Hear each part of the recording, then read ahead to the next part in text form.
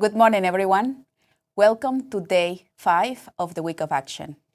This week, we are celebrating innovators from all over the world, the people out there that are actually taking real climate action. And particularly the people in our community, in the EIT Climate-KIC community that has been with us for over a decade. Yes, we have been running education and entrepreneurship programs for over 10 years. And this has brought us an immense amount of learnings and innovations, and from ideas to startups.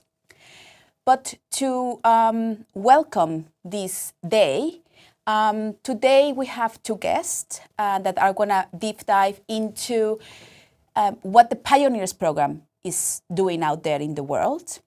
And I have a special guest. Today we are going to talk particularly about the topic of learning and systems innovation. And for all of you out there, if you wonder how this happens in real life, stay tuned. We are going to let you know in shortly. But first, remember, your hashtags for the day are Destination 1.5 and Your Path, Your Future. To begin with, I will let our CEO, Kirsten Dunlop, to introduce the day. Hello, my name is Kirsten Dunlop and I'm the CEO of EIT Climate-KIC. Our Week of Action celebrates the climate actions taken by citizens, by youth, entrepreneurs and change makers that are united through our education, our entrepreneurship and our acceleration programs. Tune in live to learn more about the climate challenges we're facing and the transformative solutions that are changing the world.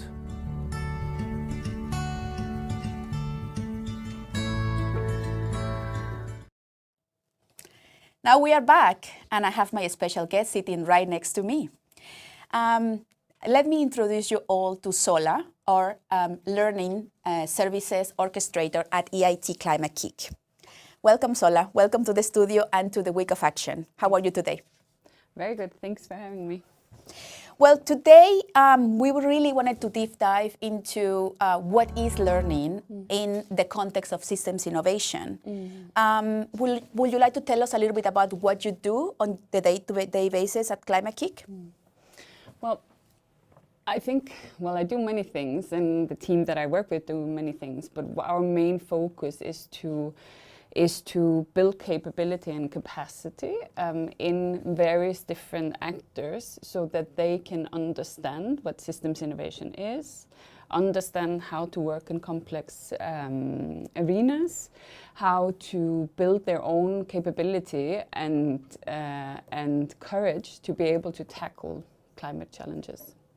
So we do this in various different ways. We work with professionals, we work with people within municipalities, we work with city officials, and always with the same intention, and that is to build more understanding in individuals and then in teams in terms of how they can help themselves and each other to act. This is really interesting because this is day 3 and we have been talking about the Pioneers program that is actually building capacity in professionals. So how does this happen in real life? Like, what do you do to help professionals to understand systems? Yeah, understand systems and understand and embrace, I guess, the complexity of working in systems. When you stop trying to, or when you stop thinking that you have the solution and you embrace curiosity, you have to start thinking about yourself as a practitioner. You have to have a different mindset in terms of how you approach those challenges that we have. And you have to understand that to be truly innovative, you have to embrace the uncertainty and the fact that you don't know, but that you need to lean into experimentation. So that's really where we put our focus on, is to help professionals that perhaps have learned that expertise is incredibly valuable, and don't get me wrong, expertise is, but that also curiosity and embracing the uncertainty is also incredibly important in facing the challenges that we face. how does this look like in real life? If you bring these skills into municipality, how does it look like? Well, what we do is that we work with municipalities identifying maybe their complex problems or their messy arenas of where they do want to dive into experimentation. And we have specific programs that we have that focus on the innovation of those arenas. Then what we try to bring up is a broad area of experimentation where they can accelerate their learning through experimentation. So when I say accelerate the learning, it's essentially around putting out multiple types of initiatives to learn faster. One part of, and a fundamental part of that is also to learn yourself, how you can be more curious, and that you don't jump to solution mode, or you don't jump into thinking that the initiatives that you haven't necessarily hold the answer, but you hold a little bit more of a curiosity and a tolerance for diversity of experimentation. So that's really interesting. So in your experience, when building the skills of professionals, of people that actually can do change out there in the world, how is it like, how long does it take?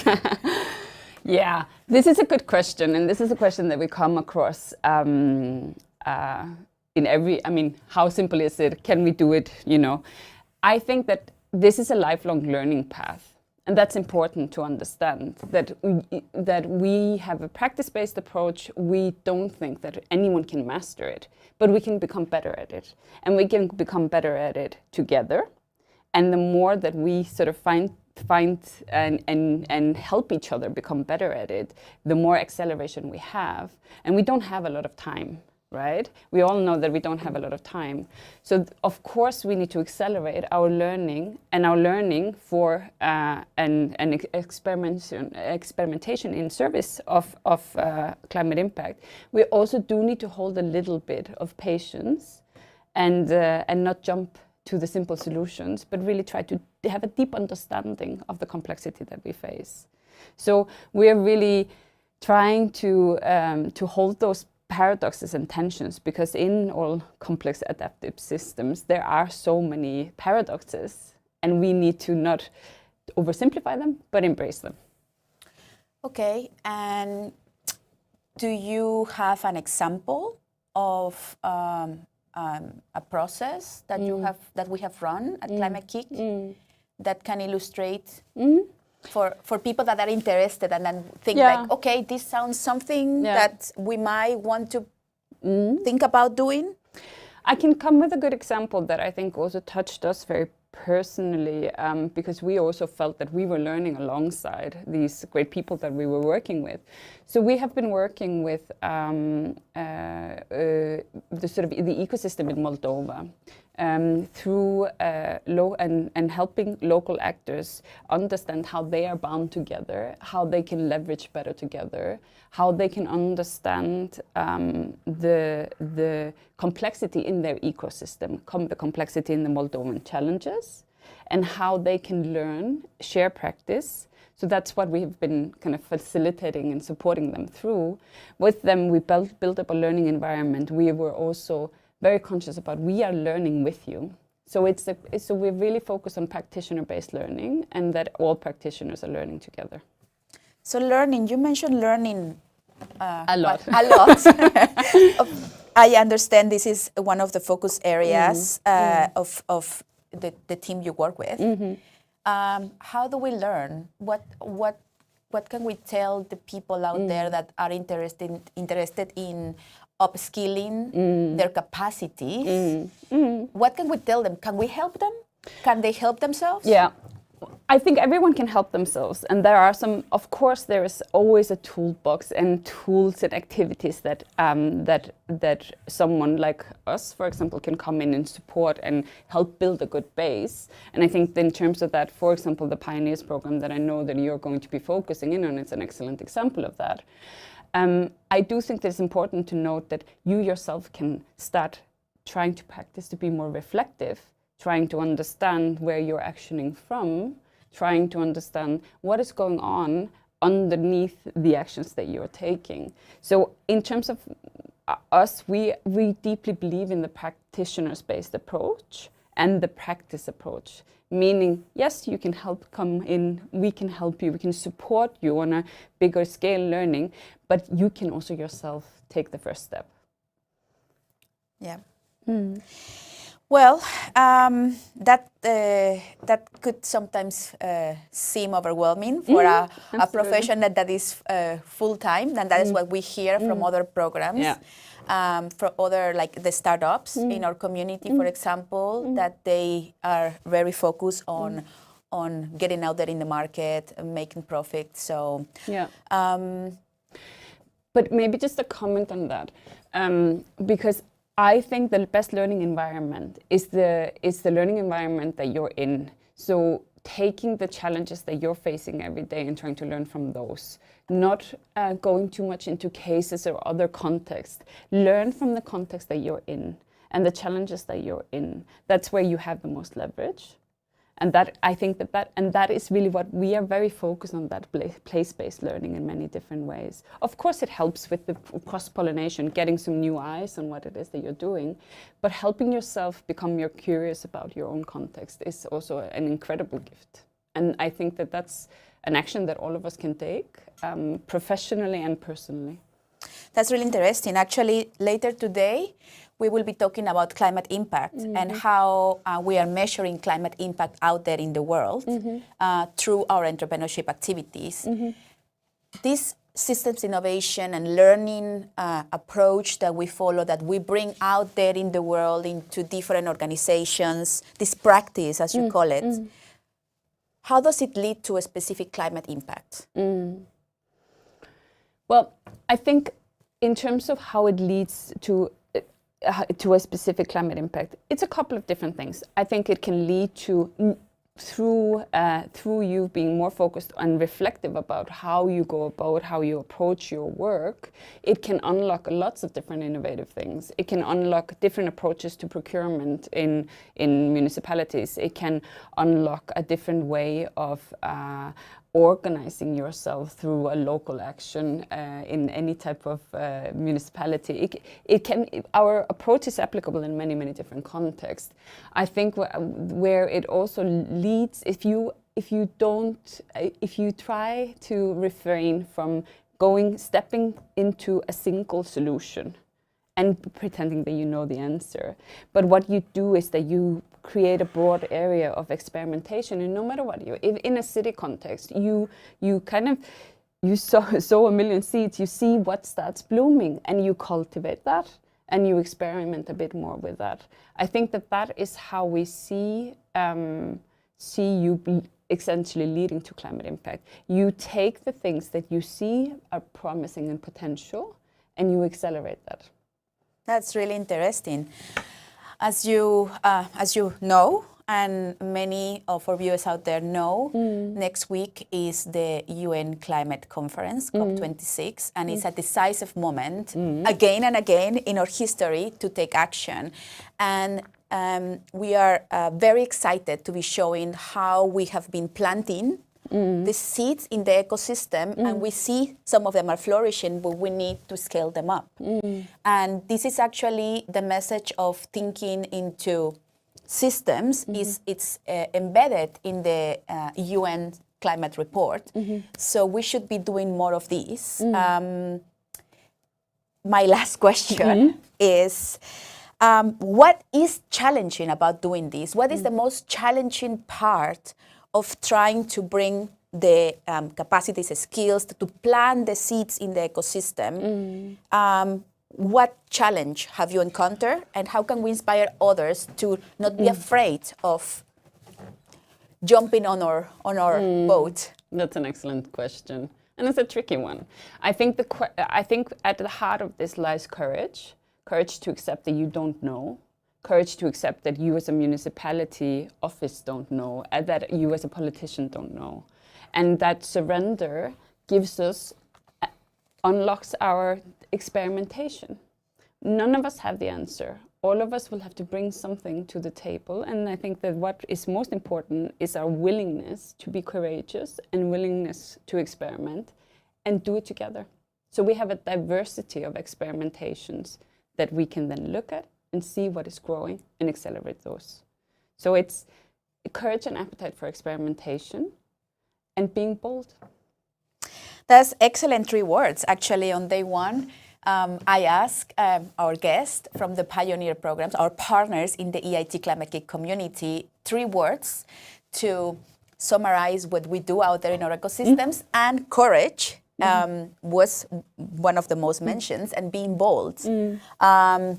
So I think we have a clear message out there for everyone that wants to start taking action to change careers or to upskill their mindset. We are here to help you to be bold and to take courage and to take action.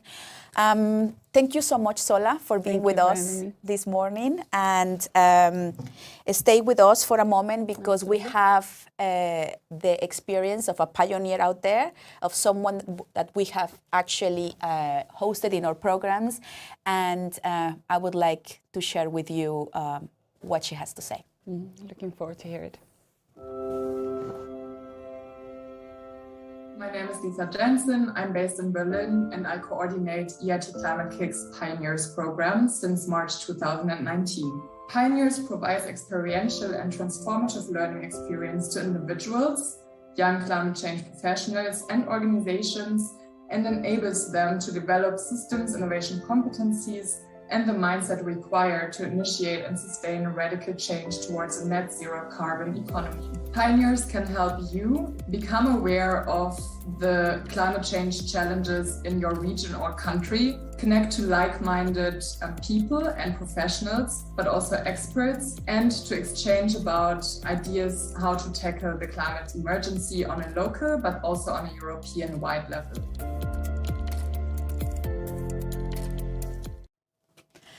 Hello, everyone. Welcome back. Now that we have seen the experience of a pioneer, I would like to welcome 2 partners from our EIT Climate-KIC community, Tomáš from the Czech Republic and Tena from Croatia. They are very important partners in our community. And let them introduce themselves. Tomáš, Tena, are you with us? Yes. Hi, everyone. Hi, welcome. How are you today? Quite well, thank you. And you? Very good. Morning in Copenhagen, and the sun is shining, and we are talking about the experiences of pioneers. And we just had a guest that deep dive into systems innovation and learning. And I think that is a lot of what you do out there in the real world, and we would like to hear more about that experience. Could you please introduce yourselves? Tena, please tell us a bit about yourself and how you are connected to the EIT Climate-KIC community. Yes, thank you. So I'm Tena Maruševac. I'm coming from REGEA. REGEA is regional energy agency of Northwest Croatia. We were originally founded by the city of Zagreb, Krapina-Zagorje County, Karlovac County, and Zagreb County. From the beginning, our motto was to do better. Getting into the pioneers and teaching people about systems innovation was really something that inspired us and that we wanted to take part in. We really believe that system innovations would help at the beginning young people, but now even more professional people dive into the climate change and climate adaptation, and wanted to incorporate that in our work to help us develop better country in the future. That's really interesting, exciting work that you do out there. Tomáš, can you share a bit about yourself and what you do? Yes, unmute. Tomáš, you have to unmute your microphone. Please pardon me for that. My name is Tomáš Hülle. I'm founder of European Center for Career Education, and we are basically engaging companies in educating young generation. So we are having now around 500 companies helping us. And when it comes to pioneers, we very much focused on impact stakeholders. So we engage companies like O2, Skanska, Coca-Cola, Nestle, and many others, because they really do have an impact on the environment. And the exchange of thoughts and brainstorming between them this year was absolutely amazing. So I'm very much looking forward to sharing the experience with you. That sounds some big names you mentioned out there, Tomáš. Can you tell us about how does the Pioneer program expresses in your country? What does it happen there? Basically, our model was, I think, to our knowledge, very different from other delivery partners, because we are really focused on impact stakeholders and we really cared about diversity. So we basically engaged 30 players, each of or stakeholders, each from a different sector. So we are basically having #1 companies from energy sector, telecommunications, retail, IT, startups. We are having even a deputy minister who will be joining our last session. And all of these stakeholders, they were basically discussing their #1 challenges, and they were really thinking systematically how they can work together. So basically the ultimate let's say goal at the end is for each of them to basically team up with other stakeholders and deliver concrete projects they can be working on. And considering that there are companies like Coca-Cola and O2, I can only imagine what kind of solutions they will be coming with. But once again, we will need to dig deeper 1 month from now, because now we do not know what will be happening, and we are very much looking forward to that. Well, this sounds like the type of work we have to do out there. Earlier in the show, we were just talking to Sola about planting seeds of action, and it sounds exactly that this is what you are doing out there. So we are very much looking forward to see how these seeds grow and take shape. Could you also tell us, Tena, how those pioneers expresses in your country? Yes, it's similar to Thomas, but a bit different, because since we are working for authorities, our focus is mainly to authorities. We want to broaden their perspectives and their view of systems innovation. So this year we engaged local authorities, people working in the cities, but also other energy agencies and regional development agencies, and everyone is basically working on the development of the cities, to connect them and to teach them more about the climate change and how they could think differently, and also to maybe teach them about the innovative community and broaden their perspectives to help them develop in the future and help also us to work with them in the future better.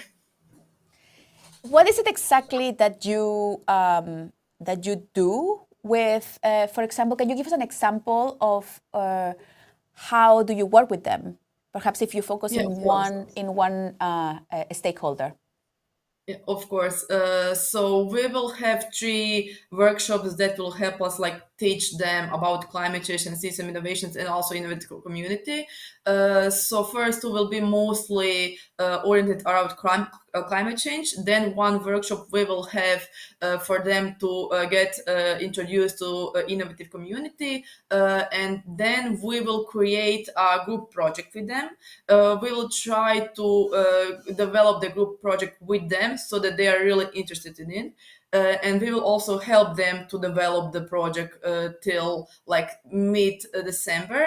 Then we will have the final workshop for them to discuss everything, to see what's their feedback, and hopefully engage them to connect really closely and be able to do projects in the future together.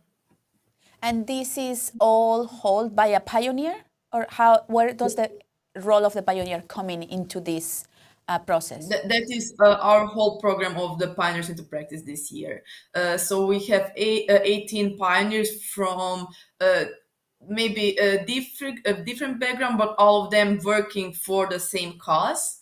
And all of them will go through the same process and hopefully work together in the future. That's really impressive. You have 18 pioneers this year planting seeds of action in many different organizations. What about you, Thomas? What can you tell us about the experience of the pioneers and how do they enter the ecosystem?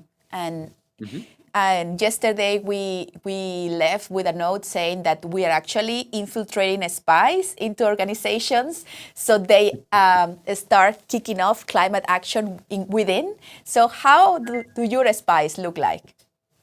We really care about impact and execution. So basically our requirement from every single pioneer, every single stakeholder was to basically engage their sustainability managers together with board members of those companies, because ultimately we want to make sure that those projects will be implemented. So we are working with 30 stakeholders this year. Not all of them are big corporations like those I was describing, from various sectors. But, 3 pioneers are, for instance, the regional directors of different regions in the Czech Republic. Plus, we have also the main representative for the city of Prague, who is part of the whole project. So basically, we are speaking about 2 regions of the country, plus the city of Prague, which is also represented together with, I think, around 5 scale-ups, which are already having an impact, but they are not yet, big corporates. And basically all of these pioneers, they will also go through 1 month long project where they have 10 different sessions. And the ultimate result at the end are very concrete projects, which they need to design together in the groups of 3-4 companies. And of course, it goes without saying that we will be observing, in the upcoming months, the execution of those projects, which is, by the way, the reason why we will be bringing the Deputy Prime Minister to join the final session, because he will be able to hear from all of these impact stakeholders what will be actually happening. So we really care about these concrete promises and concrete actions. Oh, it sounds like you really follow up the process, like from the beginning to the end. And we are really interested to hear later in the year and next years what is happening with those seeds that you have planted. I can observe that the way that pioneers expresses takes shape in Croatia and Czech Republic are quite different. This is really interesting, but I would like to hear from you, why does it matter to work with professionals and upskilling their capabilities, their skills, their knowledge into reaching specific climate targets in your countries? Tena, would you like to comment on that? Yes, of course. So for us, it's really important to teach professionals about climate change and system innovation, because we are working with authorities a lot. And sometimes it can be hard, if they are not educated in the field, to explain them why something is important and why we should work in that direction. And helping them to understand, to see what's important from the perspective of climate, but also in the goals of European Union. It will really help not only us, but really the whole goal of Croatia for the climate change adaptation and mitigation a lot in the future. And we hope that this will really bring the change and help us be better. Tomáš, what about you? Absolutely. I love what was already mentioned. In our case, it's about 2 core values, in my opinion. Number 1 is empowerment, especially when it comes to sustainability departments of those impact stakeholders. So, in our case, the education is not the only priority, because very often these people, they are very well educated. They know very well, what sustainability is about. But what they need internally is empowerment within their organizations.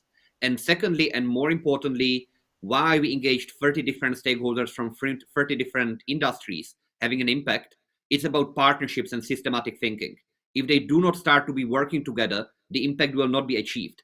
It doesn't make sense, to be working individually. So that's why we wanted to connect them, and that's why we will be caring about those projects. So number 1, empowerment. Number 2, systematic thinking for us when it comes to it. That's really interesting that you mentioned about the connections. As you may know, next week, the United Nations are hosting the Global Climate Change Conference, COP26. And this is, once again, a crucial moment in our history to up scale the action that countries are taking. Now that we are talking about the importance of building capacity in professionals to bring those connections to plant the seeds in the ecosystem, what would be the message that you have for your country representatives for COP? Like, what kind of actions do you want them to take? Decisions do you want them to support? Do you have a particular message, Thomas? Mm-hmm. In my case, I think it would be primarily, or in our case, it would be primarily about understanding the issue itself. Because Czech Republic, historically, we are very much industrial country. So the fact that, people and the representatives of the Czech Republic will realize how important is the transition into the new economy is very important, which is why we also engaged public authorities. So really caring and understanding where are the business opportunities of that session is something what I would very much expect from our representatives to be thinking about. That's a really clear message out there, Thomas. Tena, do you have a message? Yeah, it's actually quite similar, because in Croatia we are really well in doing the climate change mitigation at this point, but not a lot of people understand what does the climate change adaptation mean and why is it really important. So it would be that everyone has to learn what the climate change adaptation is and what will it do for us in the future and help us deal with the climate change in general. Well, messages delivered. Thank you so much for being with us this morning to talk about your experience bringing to life the Pioneers program and your experience building that very valuable network out there in your countries, and how you are planting the seeds of actions that we so much need. Thank you, Thomas, and thank you, Tena, for joining us this morning at the Pioneers Hour. It was a true pleasure. Thank you. Well, this was day 5 of the Week of Action, or part 3 of Pioneers into Practice. And this is our last session for Pioneers. However, we would love you to stay tuned, because later we have a Climathon at 10 and a special surprise about Climathon. And later on, we will be diving into what is climate impact for startups and how do we measure it at noon with my colleague Christian. And later on, we have a lot of interesting interviews with young innovators and other special guests. But most importantly, today we have the grand finals of the Climate Launchpad. Yes, today we are going to hear who are the 3 winners of the whole competition, a competition that has been going on for a whole year in all continents. And today we are going to reveal who the winners are. Stay tuned today for the Week of Action, and remember that your hashtag is Destination 1.5.